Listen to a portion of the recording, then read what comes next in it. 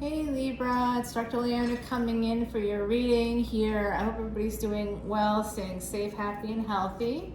Let's go ahead and get started, my beautiful Libras. This is for the week of December 8th to the 15th. During that week, we have an interesting thing happening. Mars retrograde is debilitated in what's called its Navamsa chart.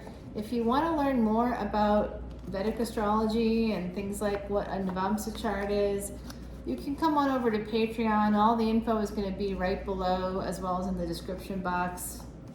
I'm trying to change things up just a little bit. This is how I started sort of producing these videos in this way, but time got in the way because of what I do for work. I was unable to maintain it. I just wanted to get out the material. But I'm hoping that this is getting back to what you guys kind of liked, telling me about missing the music from the big weekend energy readings. I don't know why this is so wrinkly here, but it is. Maybe I just should throw it in the dryer and get those wrinkles out. Okay, so let's go ahead. I'm using Salviador's Quiche deck, my beautiful Libras. Right now we've got 2 of Cups here for you. So there does look like there's a relationship will be the focus, and marriage here with the 6 of Wands. So some of you are going to have a relationship that's going to lead to marriage, but I do see someone walking away. So this could be a long, hard struggle. You could know somebody who was in the military. That could be you as well. This is someone holding on. Okay, now I'm getting it. Someone's holding on to a marriage. So this isn't necessarily that, they're holding on, and there's going to be, I gotta keep pulling the cards to tell you where I think this is going. You know what? Someone's obsessed with their ex. There's third party energy here. It's a betrayal, and I don't think you may or may not know that yet.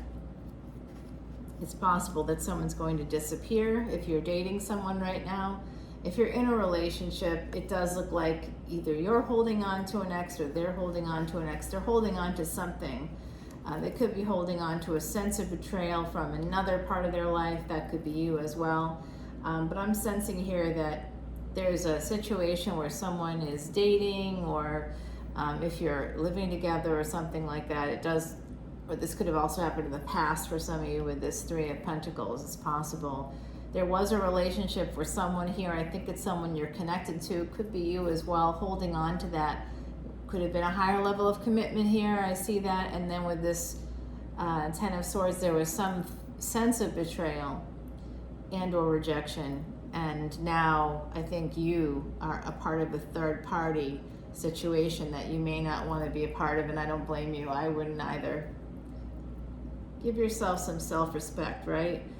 Feel that energy of self-respect. You deserve to be the center of attention in a relationship with 2 people, or even in a relationship with 3 people.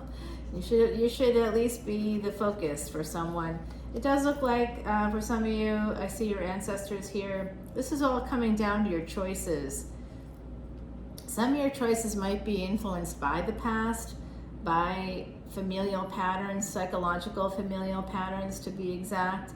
Our psychology makes or breaks us, and I think here with this 2 of Cups and 8 of Wands, it's almost like love bombing. There's a sense of love bombing in a relationship, and if they're love bombing you, just know that that's the narcissistic pattern. Love bombing, then comes devaluing, then comes the discard. It can happen in any kind of order. It's a cycle too, so they can discard you, then get you back in some way, but through love bombing, and then start devaluing again. And how they devalue you is not just by like telling you you're like a horrible person or something. Devaluation can happen in lots of ways. Another 3, by the way, 3 of Wands. So some of you might be putting on the brakes, or they might be putting on the brakes. There's a sense of like wanting to wait. Oh my gosh, my hands look super dry. I can tell you guys, it's so cold in here. It's so cold. It's like 80 degrees outside. Inside, a freezing. I don't even think it's 68. It's really cold. I have it like an ice box. And when it's so cold in here and so warm out there that when I woke up this morning, it was all foggy on my windows. It was actually foggy throughout the quarter. I'm in the French Quarter. So this has to do with someone holding on to a marriage. Like I said, there is a divorce here, but it's delayed because they're holding on, not for the reasons that they're telling you it's delayed. If you're in that situation, if this is resonating for you, and if it's not, that's okay. It does look like they're going to choose the marriage, just so you know. This is Pisces, Aries energy for me, and we have Gemini here. There's a betrayal here, someone disappearing. Hold on, I'm gonna have to keep going. More Gemini energy, more, there's like 3 or 4 cards here that suggest your choices matter a lot. You might be choosing a person that's already devaluing you in different ways. So that's what I would say kind of falls under the category of like cognitive dissonance. That's when you are willing to sacrifice your principles, your ethics, your morals, your values, because someone is there. And if you have, it's a trauma-informed belief.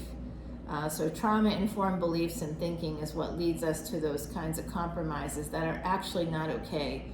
When you find yourself having moments of cognitive dissonance, it's not okay. That's you chipping away at yourself, at your soul.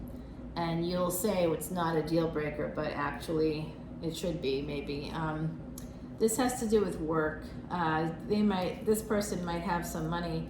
It might make you feel secure or safe or something along those lines. I'm kind of seeing that for you here. 8 and 8 is like abundance, and it's connected very much to this sense of like some kind of maybe even family money. Maybe there's some element of that. You might feel that their family is as well off. Yeah, there's something here about money, and also about a child coming through for me. So the idea of being with this person is pretty important for you. I can see that, but you're trying to keep them at an arm's length. Maybe you may not trust them fully. Sun coming in, Leo energy.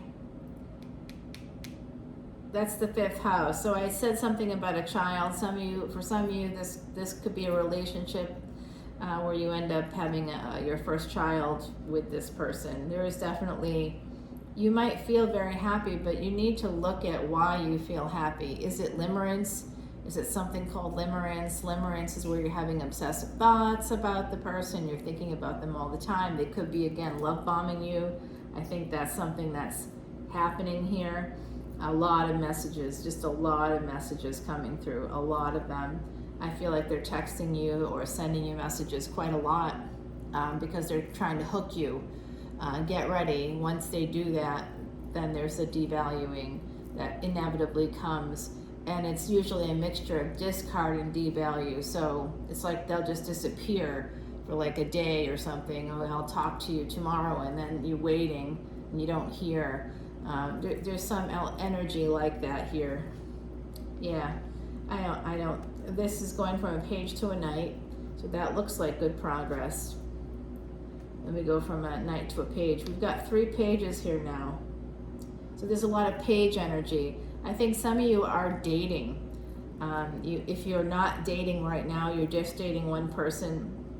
The other side, your ancestors and spirit guides, angels, whoever you are sort of connecting with on the other side, I'm telling you right now, they're coming through telling you to, maybe there's at least 3 or 4 other people out there that you could meet that could lead to this star. This isn't this person that's already married and maybe not yet done with that situation. They are, okay. Some of you want to marry this person for sure. You might even get a marriage proposal from them. Very, very possible. You could hear from them, but they got a lot of pain. You've got a lot of pain. Unless you're honest with yourself about what's happening here, whatever is happening, it may not be exactly what I'm seeing or how I'm translating it, but I do see love, and I do see that you're trying trying to choose love, you know. I think that sometimes we are convinced that the people that we want to date or whatever, they're not coming towards us, or because we're difficult, or that's a narrative that comes again from a trauma-informed belief. You know, just look for someone, hold back your energy when you first meet someone, and see if they're returning, if they're reciprocating. If they're not reciprocating, then it's, you know, it's not real. It's the rose-colored glasses that trauma-informed beliefs have you using right now. That helps you when you have a deep-seated fear of abandonment. That could be what's happening right now. There's this very deep pain here with this Ace of Swords. You might be getting some clarity surrounding whatever is happening in your own life. Maybe there was someone else in your life that had been married before. You might actually be repeating that for yourself. If someone else had been married and you were like, yeah, but the connection's so intense. Well, I can see that there's an intense connection here. We've got the Star and the Sun, we've got the Fool, and we've got the Magician. You manifested someone and something. So just a little caveat about that. When we manifest people, when we think that we've made this happen, that's magical thinking. It's not that you can't manifest or something, but I'm telling you right now, that's magical thinking. And when we magicalize love, we're definitely in limerence. It's not as real as you think it is.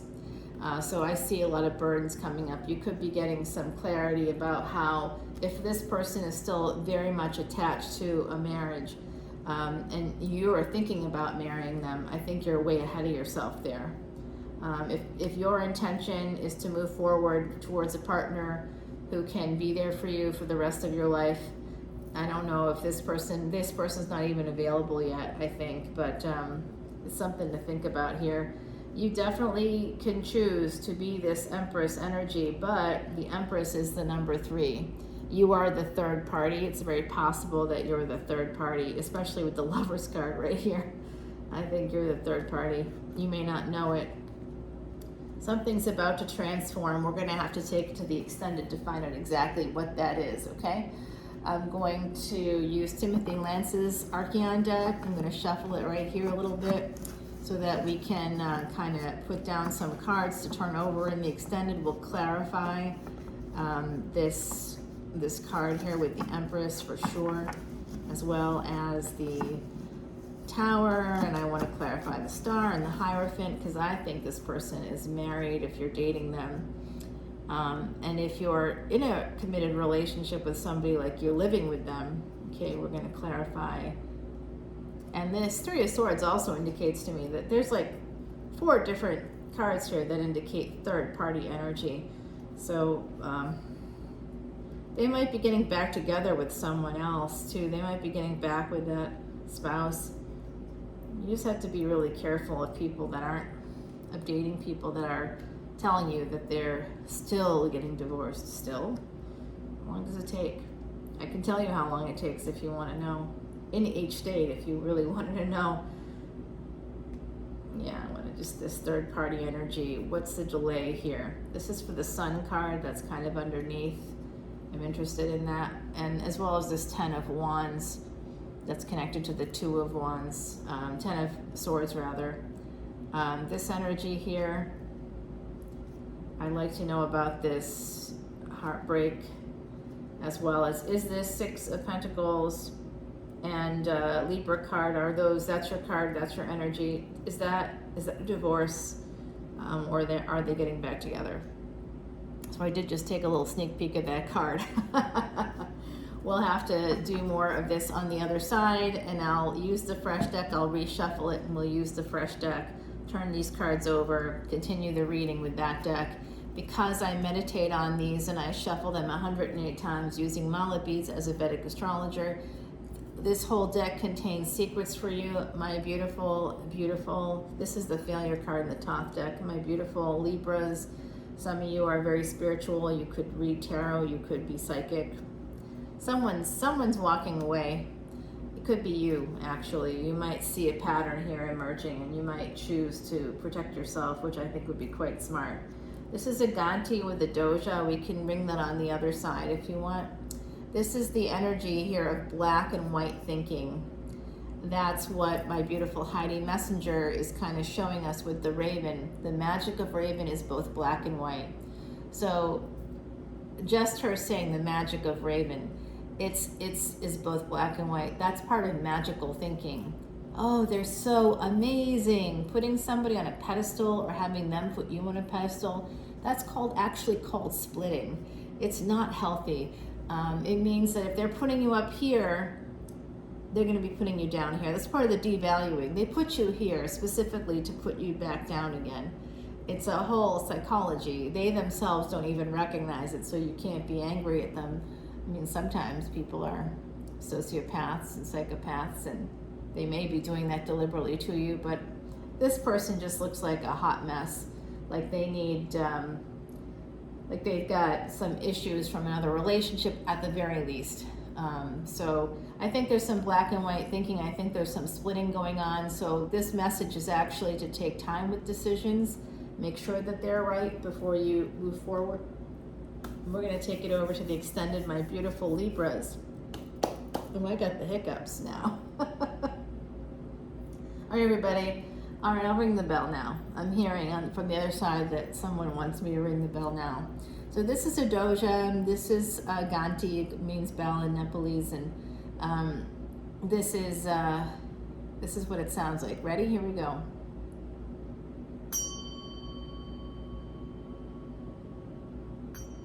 Oops, that was a bad one. I was trying to be quiet.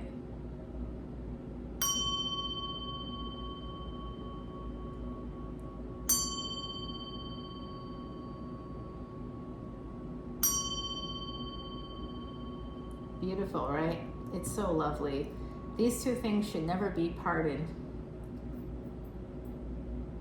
It's just such a gorgeous, it's from Nepal. It's from my pre-pandemic travels, and I think that's the thing I miss most, right? Just not having to think about things like that still, even though it feels very normal right now in many parts of the United States anyway. It feels like things are a little bit normal. I still see things that are not so normal, and I still hear about very not normal cases of COVID that are just out of control. So I hope everybody stays safe, happy, and healthy. My whole channel is so that you can be happier, healthier, wealthier. So if you want to do that in 2023, please come over to Patreon, patreon.com/leonamercuryphd, right there below. My next live event, if you come in as a VIP, you get in for free. If you don't, it's $25 ticket, still worth its weight in gold, because you can find out about your year ahead specifically for you, and I'll do a psychic tarot reading for you. It's a good deal. You always get psychic tarot readings if you're a VIP or any level of Patreon, and they're all just within like $1 of each other, so they're very reasonably priced, and it's something that you can get unlimited extendeds. Everybody gets the unlimited extendeds for the individual signs that I do each week. So this again is for that week of December 8th to 15th. I'll see you over on Patreon. Bye now.